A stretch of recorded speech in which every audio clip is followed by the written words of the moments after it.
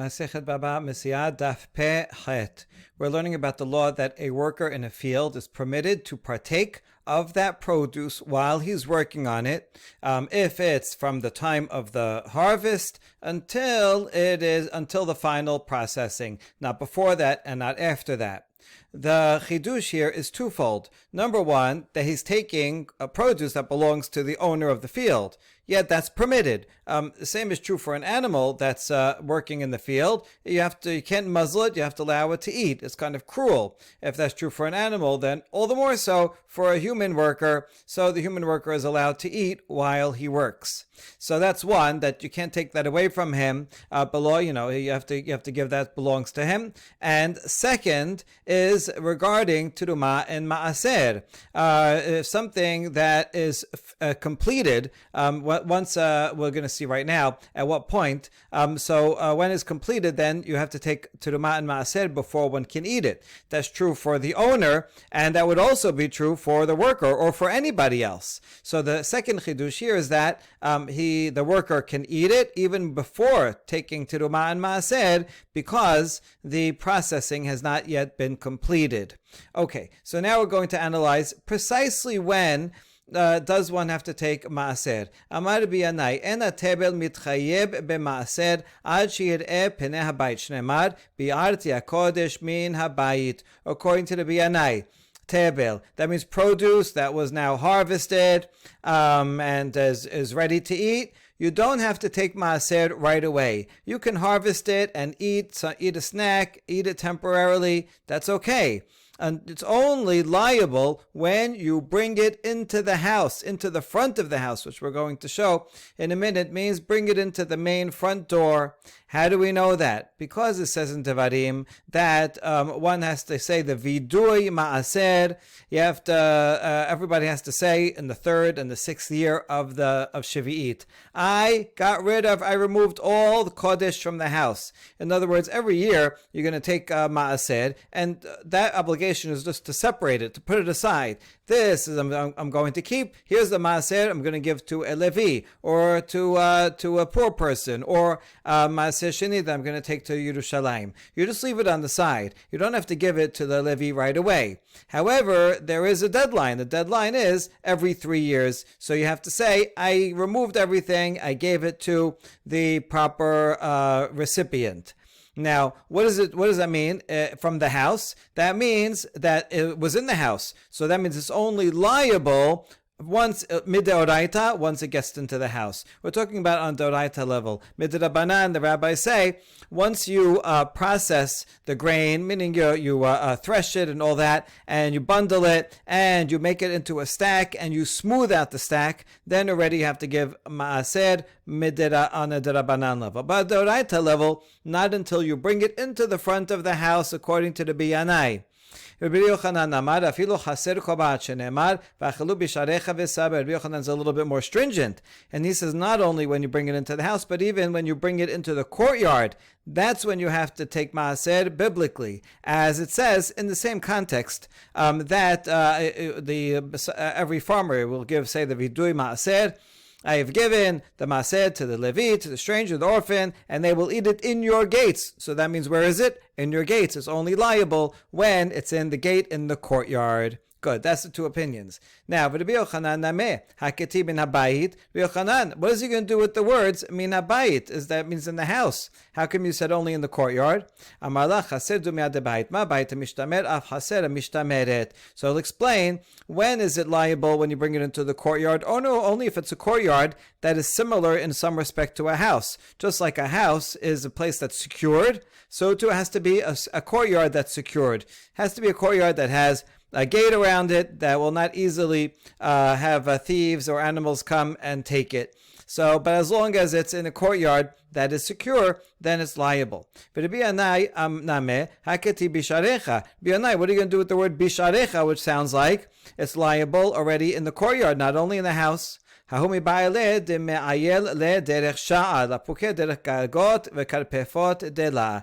Rabbi Yonai says, I need the word bisharecha to teach me that one is only liable to take maaser when you bring it in through the main gate, meaning the main entranceway of the house. But if one brings produce into the house through the rooftop, through the other side, through the enclosure, through the windows, through the back porch, then one is not liable. So this is an interesting loophole that people would take advantage of and start, taking their grain and throwing it through the window or onto the roof and not through the front door. And that way you get into the house and from a biblical level would not be required to take ma'aser. So that's bi'anai. So just bisharecha doesn't mean the courtyard, but rather the main entrance. Now, challenge. Mativ Rav Chanina Choza'a. Kenafshecha kach nafsho shel poel. Ma nafshecha ochel upatur, av nafsho shel poel ochel upatur. Now, this question is going to be a challenge against both Rabbi Yanai and Rabbi Yochanan, and it's going to try to argue that one is liable to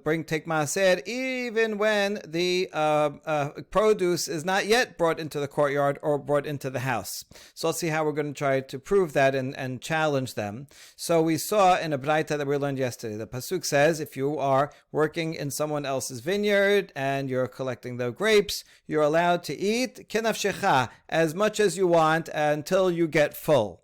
So this kenafshecha, the darasha is just as much. How much can he eat? As the pleasure of the worker, as much as he wants. Well, how do we learn that? Ma nafshecha. This is kenafshecha, which sounds like the owner's pleasure. So just like the owner can eat as much as he wants, and he is patur from taking maaser, meaning at the time of the harvest until you finished processing it, the owner is allowed to eat, and he can even be full from it. So too, the worker, he has no limit. He can eat as much as he wants all the way until he gets full, and he does not have to take maaser. Now, why do we need a special derasha to tell me that it's true for the worker as well? That means it's excluding somebody else. So who is it excluding? Halokeya hayav. Oh, it must be saying that a buyer would be liable. Only the owner and the worker who's actually working on the field, they can eat from the grapes while during the processing. But that excludes someone. It excludes a buyer who's not working on the field. He would have to separate maaser before eating it. Now, where is this produce at the time that he buys it? My lav basadeh, is it not still in the field? Meaning that it's at some point in the field, at the end of processing, when it's smoothed over. Would it only be liable after it's already in the house? After it's already in the house, then that means likely that the owner is going to keep it for himself. Not that he's going to sell it. Usually when a buyer buys it, it's still out in the field, not yet brought into the courtyard or the house. So we can learn from this baraita and the inference that we made from the baraita that produce is liable to teruma and maaser already when it's still in the field, it's finished processing in the field, even before you bring it into the house. So to answer this, Amar Papa Hacha bete'ena ha'omedet begina v'nofa noteh lechaser askinan ulman damar labayit labayit. Rav Papa says we're talking about a case where, let's say it's a fig tree and it's standing in the garden. It's true, the fig tree is in the garden, but its branches and its leaves and maybe even some of the fruit is bent over and is hovering over into the courtyard, such that at the point that it's picked, it's already automatically in the courtyard. Or, according to the Biyanai, the branches are sticking out and sticking into the house, so that as soon as it's picked, it's already in the house. That's why that's what this baraita is talking about. That one is liable. The worker and the owner are not liable as long as is being processed. But that's not true for the buyer. The buyer will be liable. And how is that? Well, as soon as you pick it, it's already in the courtyard or in the house, and that's why the buyer is liable immediately. But you're right, if it was out in the courtyard, out in the field, not in the courtyard yet, then nobody would be liable just yet, not even the buyer. Hold on, if so, then the owner also should be liable right away, and even before it's processed. There is a difference. The owner and the worker will go with the owner because of the derasha, because of that special pasuk about the worker. So the worker and the owner, they care about the fig tree. They're really caring about the tree. That's more important to them. The thing that produces is more important than any particular batch of figs, and therefore they are not going to be liable to take maaser until the figs are finished processing. Whereas the buyer, he doesn't care about the fig tree, so his eyes are not set outside to where the tree is, but rather to the figs that are inside.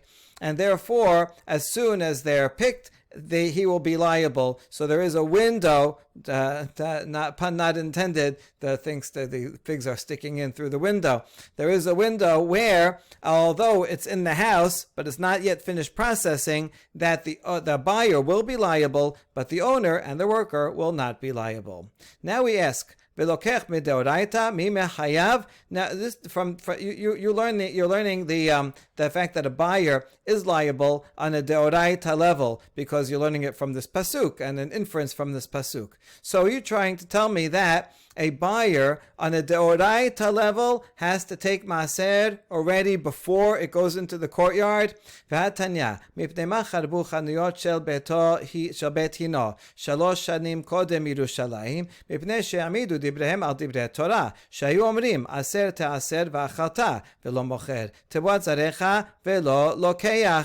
Look at this interesting baraita about the people of Bet Hino. Here is Bet Hino. It's a village near Jerusalem. And it says, how come the shops of Bet Hino were destroyed 3 years before Jerusalem was destroyed? In fact, this area was destroyed by the Romans in 66, right? 3 years before Yerushalayim was destroyed. So what sin did they do? Well, because they were following Torah deoraita law and ignoring the Rabbanan law.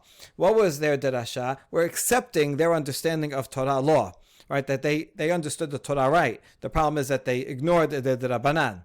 So they said that what is the Torah law? It says, aser ta'aser v'achalta. You have to take maaser and you eat it. That means the one who eats it, only the owner who eats it has to take maaser, but not if you're going to sell it. So if the owner is selling it, he doesn't have to take maaser. And furthermore, your produce, but not that of a buyer, only if it's your produce, not if you bought it. According to this derasha, on the deoraita level, a buyer does not need to take maaser. However, this contradicts what we said above here, that the pasuk has to go out of its way to tell us that the owner and the worker don't have to take maaser, but the buyer does have to take maaser, which indicates that a buyer does have to take maaser mideoraita.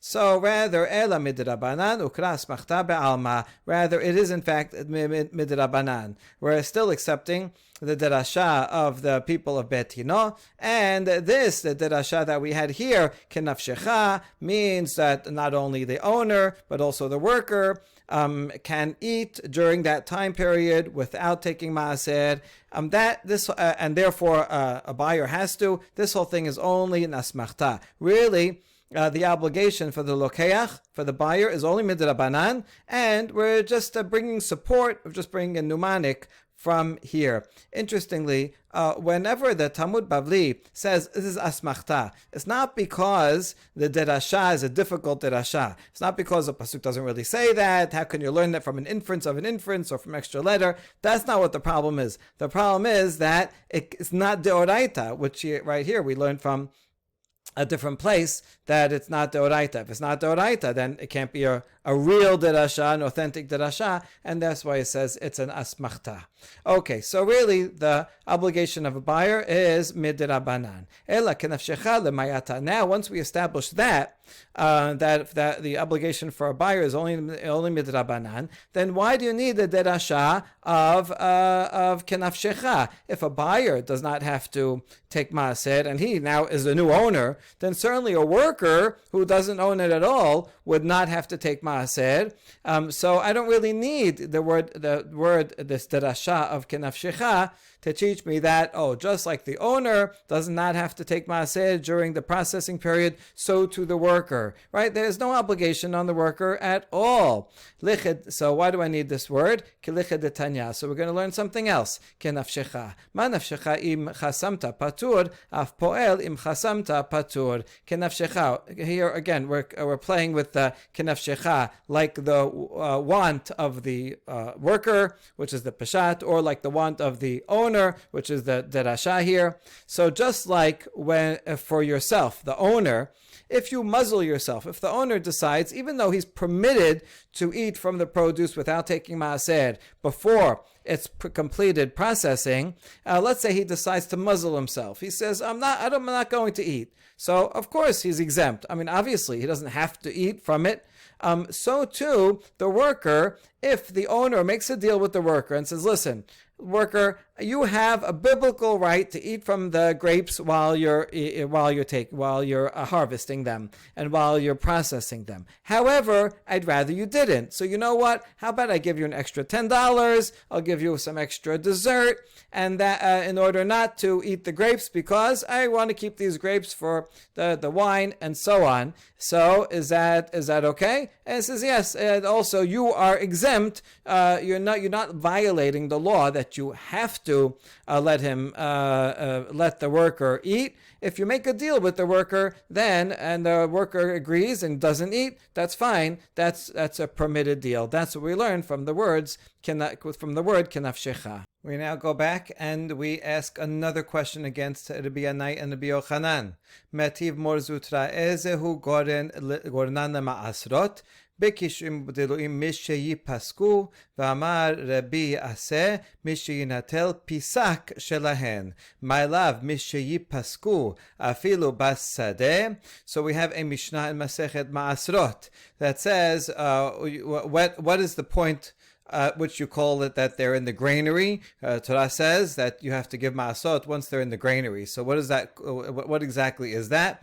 Regarding cucumbers and gourds, it's when they lose their blossom. That's the Mishnah. The BSA explained that means when the blossom falls off or is removed by someone. Now, when does that happen? Doesn't that mean when it loses its blossom, even when it's still in the field? And that would be a challenge to the Bianai and the Yochanan, because they said that you only have to take maaser once it comes into the house or into the courtyard.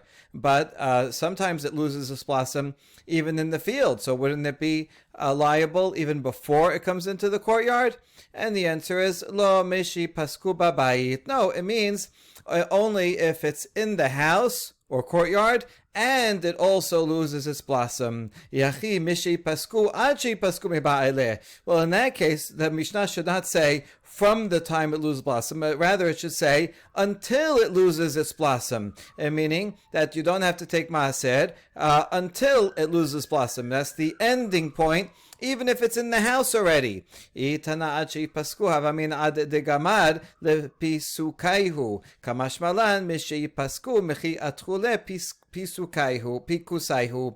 right, it really should say until it loses its blossom, then it's not yet called in the granary, it's not yet liable. But if it said that language, I might have thought until it completely loses its blossom. And therefore it says from when it loses blossom, to teach me that even when it begins to lose its blossom, it's just like half off, then already it's liable to ma'aser. So that would mean that according to Rabbi Yanai and Rabbi Yochanan, not only do these vegetables have to come into the house, but they also have to begin to lose their blossom in order to be liable for ma'asrot. Mativ, now further question against them. Mativ mor zutra bered Rav Nachman gorno lemaaser lechayev alav mishum tebel misheti gamer melachtan. So Baraita teaches that when what is called granary, that once it's in the granary, that would make it liable to have to take tithes from it.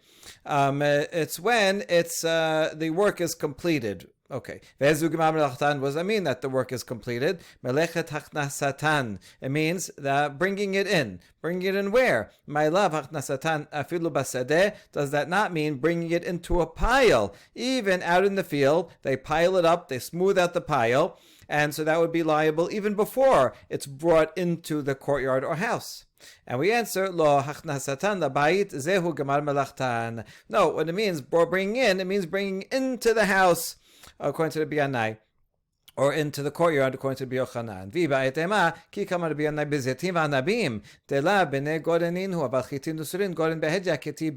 Or another answer that makes a very important distinction is when the Biyanai said that you have to bring it into the house in order to be liable. That was talking about olives and grapes, because they don't get piled up. That's it. You pick them and then you bring them to the house. However, grain, wheat and barley, where you don't just bring it into the house, you leave it out to dry for a long time. So then, in that case where it says granary explicitly, and regarding wheat and barley, it's liable to bring maaser already when it's out in the field piled up. So there's a distinction between what type of produce it is. All right, and now we come to the next question. Ashkechan Adam b'mchubar v'shor betalush. Adam betalush minelan. The question is based on these two pasukim here. One pasuk in Devarim 25 says, Lo tachshom shor bedisho. Do not muzzle an ox when it is threshing. Threshing is already when the produce, the wheat, is cut off, and you put it on the threshing floor. It's stepping on it in order to separate the chaff from the grain, from the seed. So this is talking about that you can't muzzle it. You have to allow the ox to eat while it is working on the threshing floor. That means when it's detached. However, the Pesukim regarding a human worker, they say if you come to your neighbor's vineyard and you can eat anything you want, right? Just don't put it in a vessel. This is talking about when you're harvesting. That means when it's still attached to the ground. And similarly here, if you come to the standing grain, so you can take ears, pluck them with your hand, but you cannot use a sickle. We're talking about when it's attached to the ground and the worker is harvesting it. So we know that the law is true, that you have to allow these beings to eat if it's a human when it's connected to the ground. And if we're talking about an animal, it's when the grain is detached from the ground. So we know those two laws. But how can we learn that a human also is allowed to eat when it's detached, even after it's detached and he's still processing it? So the human worker is permitted to eat it. In a minute, we're going to see ask the question the other way around, and end up concluding that both a human and an animal are allowed to eat while they're working, whether it's attached or detached. So the first question we answer from Kal Vachomer Mishor.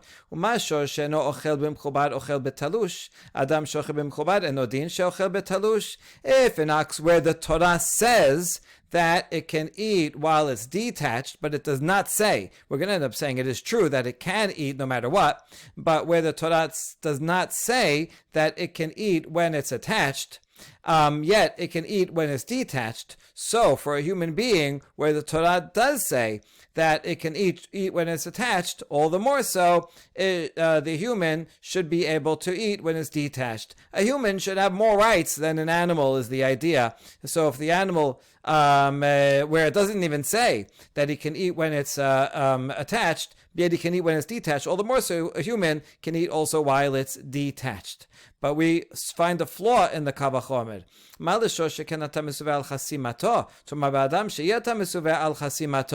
We see that oxen are more stringent. There's a more stringent law for oxen in general. So maybe that's overall more stringent. The stringency is that for an ox, the owner is commanded not to muzzle it. But for a human, there is no commandment not to muzzle the human. And so therefore, maybe there's simply a greater stringency across the board regarding an animal, and you cannot learn from that to a human. Hold on, I can learn that there is a commandment not to muzzle a human from a kavachomer from ox. And if this is true, we can save the previous kavachomer. Here's this kavachomer.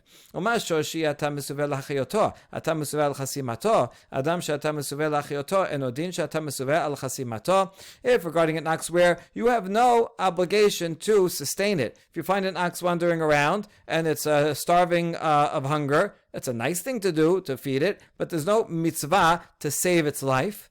And yet you are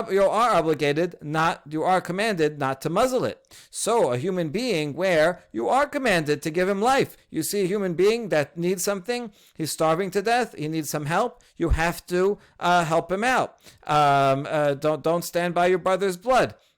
So all the more so, you would not be allowed to muzzle it and then muzzle him. And therefore, in fact, a human and an animal are the same regarding muzzling, and therefore the kavachomer that we had before works. So now we have an answer, but we reject it again. Amar kera kenafshecha kenafsho shel poel. Ma nafsho is im chasamto patur, af poel im chasamto patur. In fact, this kavachomer doesn't work. You cannot say that there is a law of muzzling regarding humans, because we learned already before, kenafshecha, if someone is in the vineyard and he's working in the vineyard, he can eat grapes as much as you want, kenafshecha. The you referring to the worker, but it could also be referring to the owner. So as much as that of the owner. Just like regarding the owner, if the owner decides to muzzle himself, not physically muzzle himself, but if he decides not to eat any grapes beforehand while it's processing, he's permitted to do that. There's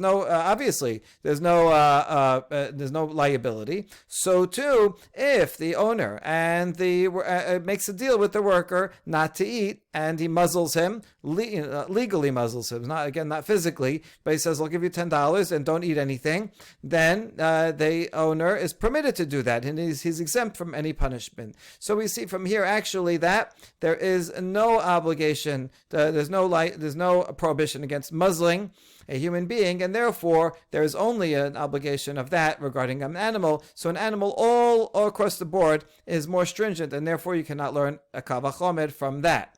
So back to our original question, how do we know that a human being is allowed to eat even from detached produce while he's processing it? Amar kera kama shete pe'amim imeno inyan adam b'mchubar teneo inyan le'adam betalush. The pasuk says regarding a human being kama twice. Kitabo bekamat re'echa, and later on al kamat re'echa. Notice also that the word re'echa is twice. That's going to be useful in a minute.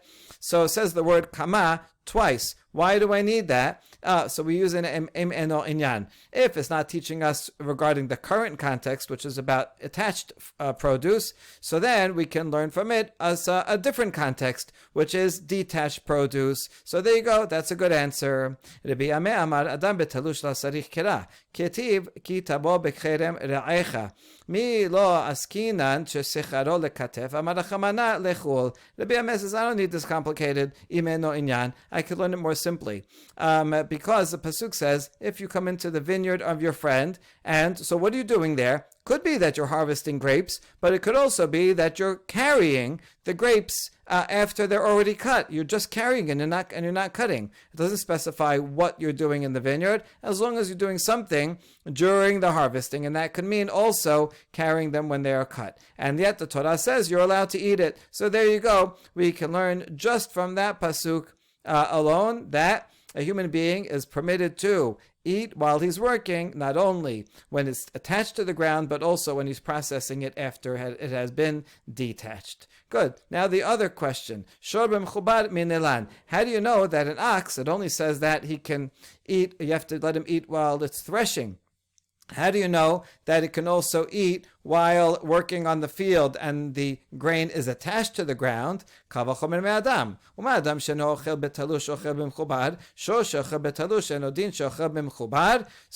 kavachomer the other way around. If a human being who the Torah does not say that he can eat when it's detached. I know we just proved that he can, but the Torah doesn't say that explicitly, and yet he can eat it when it's attached. So regarding an ox, where it says specifically that he can eat when it's detached, all the more so the ox can eat when it's attached. But then we reject that. You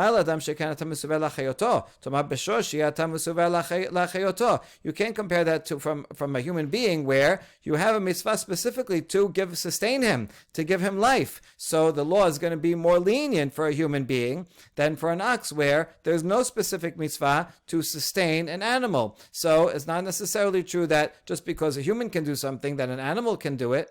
Hold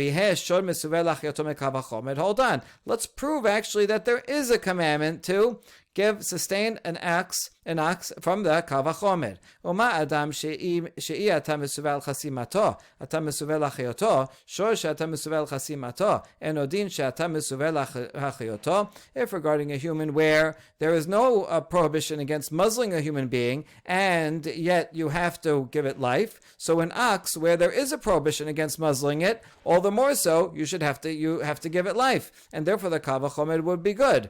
But this we reject. Amar kera v'chaye achicha imach.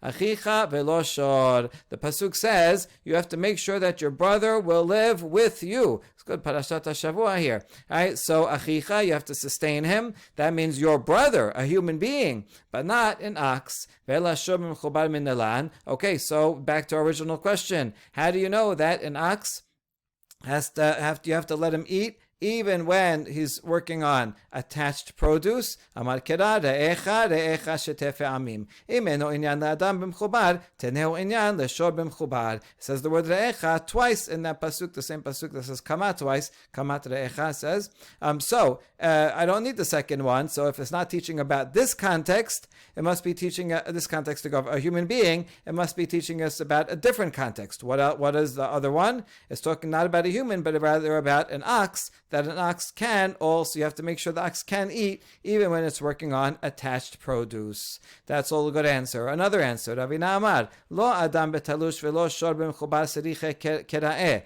Dichtiv lo tachsom shor bedisho. Rava says, I don't need any other source regarding a human being that he can eat when it's detached, nor that an ox can eat when it's attached. Because I have the pasuk that says, do not muzzle an ox while it's threshing. Michdi kol miled itnehu b'chasima, di'alfinan shor mishabat. Now, we know that all animals are included in this prohibition, not just an ox. How do we know that? Because we learn from Shabbat, where it says in Aseret Dibrot that you can't work an ox. It's just giving an example, but you cannot work any animal. So any law that applies to one animal regarding Shabbat applies to any animal. And from there also, we know shor that as a gezer hashava, that when it comes to prohibition against muzzling, even though the Torah only says shor, it applies to all animals. Im ken nichtob l'chamana lo tadush b'chasima shor techatab l'chamana lamali. Now, if we're going to end up including all animals in the prohibition, then you don't say anything at all. Don't mention any type of animal. Just skip that word, and you could have written, do not allow an animal to thresh while muzzling. Do not muzzle while threshing. Now, what are you talking about? Animals, obviously, and so about any animals. So why have to say specifically lo tachsom shor bedisho? La'akush chosem lo nechsam v'nechsam lachosem. Ma chosem ochel b'mechubad af nechsam ochel b'mechubad. Uma nechsam ochel betalush af chosem ochel betalush. We're making it in order to make a hekesh. We're connecting and comparing the one who muzzles, the human being, to the muzzle, the animal, and the other way around, the muzzle to the muzzler. Just like the muzzler, the human being, a human being who's working can eat when it's attached, so too the muzzle, the animal, can also eat while it's attached. And just like the animal that's muzzled can eat when it's not when it's detached, the pasuk says that explicitly, so too this Hekesh says that the human being who's working there as well can also eat when it is detached. And so in the end, we did learn it in different ways before, but according to Ravina, we don't need those derivations. We can learn both sides from this Hekesh. Baruch Adonai Le'olam, Amen ve'amen.